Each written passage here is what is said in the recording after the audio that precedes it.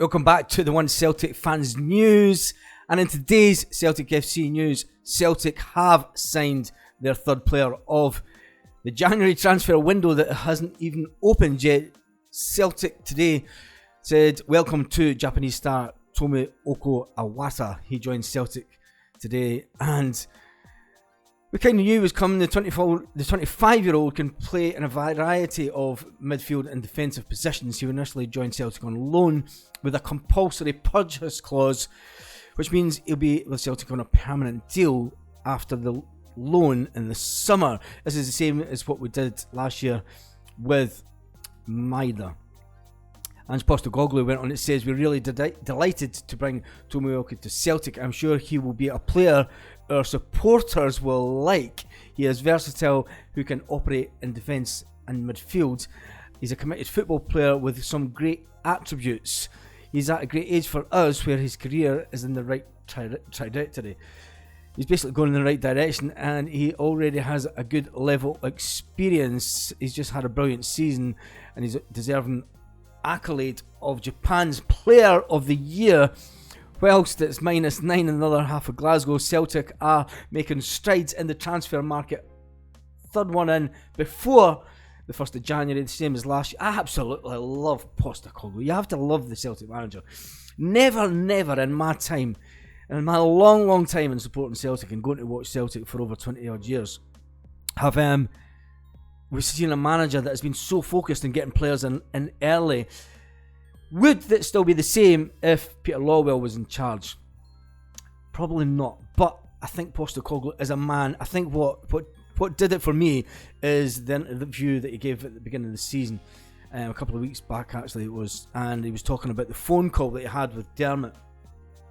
And when Dermot obviously interviewed him first over the phone, over Skype, and he asked Ange what he would like, what he needs to come with the job.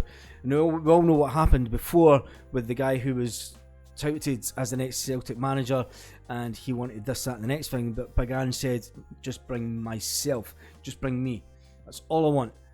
And what a man with confidence, you know. And the fact that he goes out and he tells the board, I want this player, this is what we're doing, and this is what I love about him. I'm talking about Celtic transfers.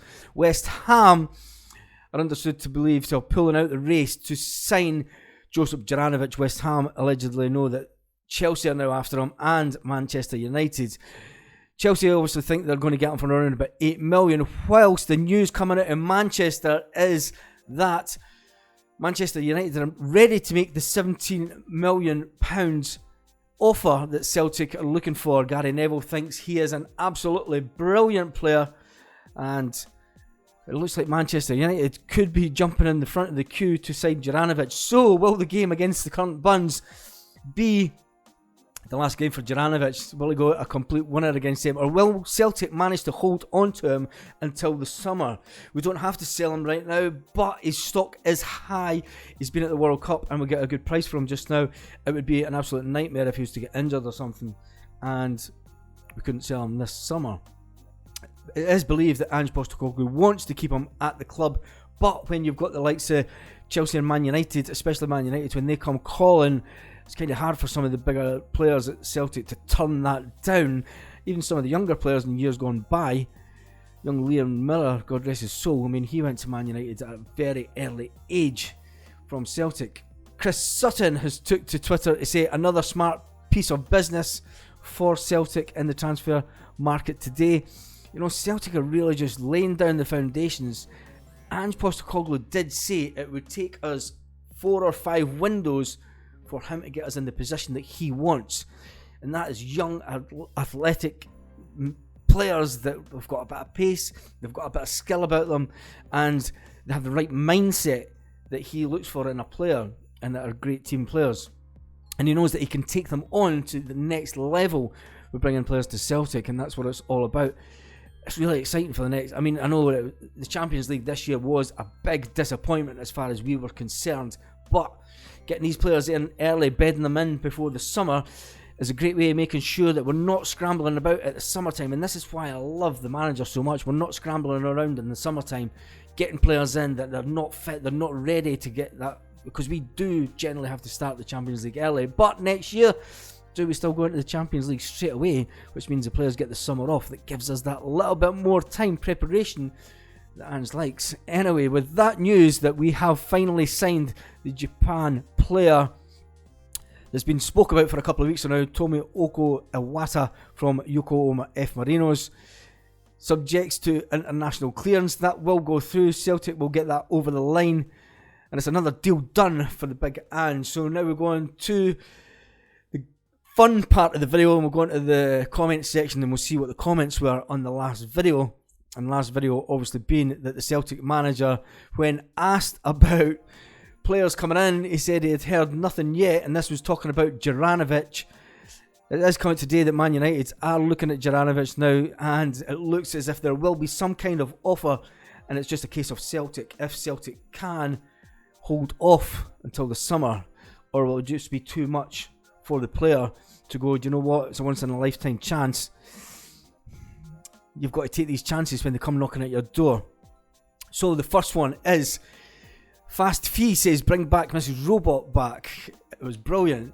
I can confirm that Addison, our specialist reporter, will be making a return next week in the new year. She has been on vacation back down under, as I say, but she will be making special appearances 2 or 3 days a week on the channel. Once again, reading your Celtic FC news. Gabe Mully says, no other defender at Celtic fit to lace Juranovic boots.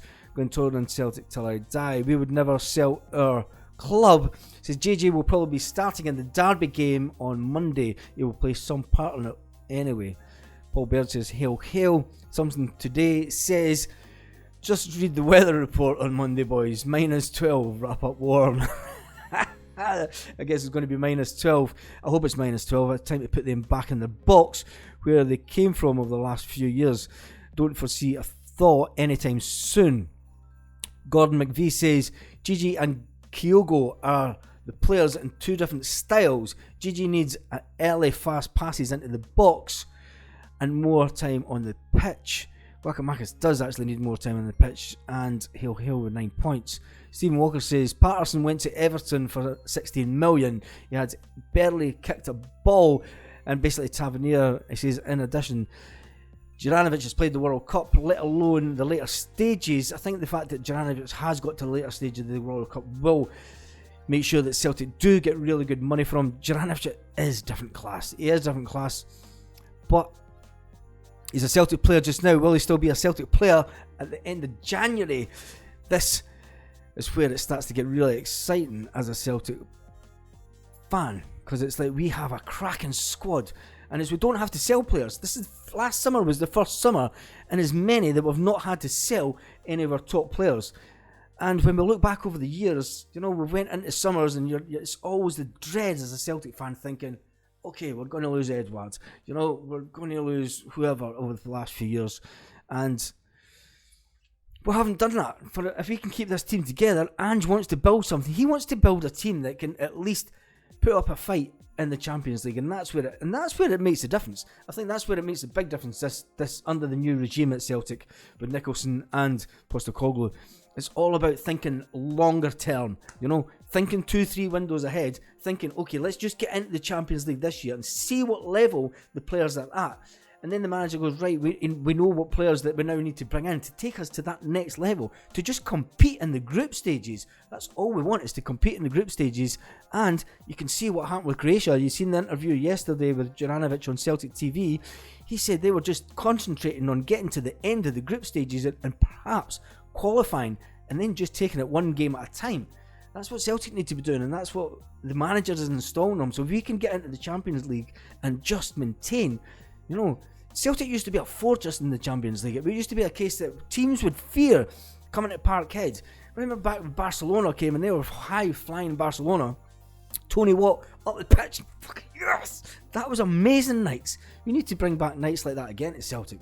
Make Parkhead a fortress once again in Europe. You know, we'll taking the odd draw away from home. But yeah, let's get back to making Parkhead a fortress. And that's what the manager wants.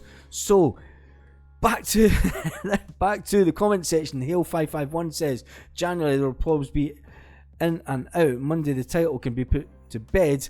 Make it a long 3 months for Mr. Mouth and Co and Tavernier Basarich and all the Scottish press. That is it for the video for today. Celtic make another signing ahead of the January window opening. Celtic are top of the league with 9 points. Will it be 12 points on Monday? I hope so. And let's just put the zombies back to bed. On that note, have a great day, Celtic fans all around the world.